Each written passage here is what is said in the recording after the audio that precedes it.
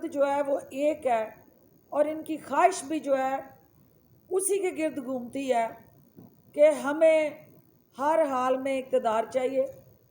جو عوام نے اپنے ووٹ کی پرچی سے جن کو 5 سال کا مینڈیٹ دیا ہے ان کو ہم نے حکومت نہیں کرنے دینی۔ شاہی خاندان کا وہ ذل سبحانی کا لوٹ کھسوٹ اور کرپشن آلود جو دور ہے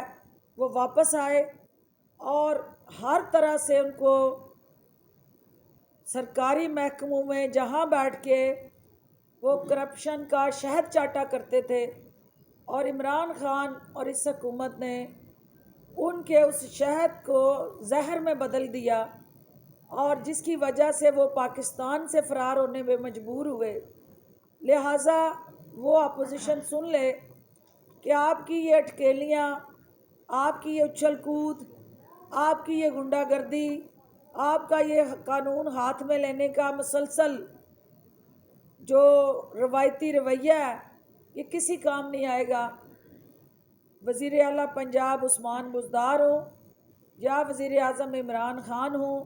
ہم یہ عزم کر چکے ہیں کہ جو معیشت کو دیے زخم تھے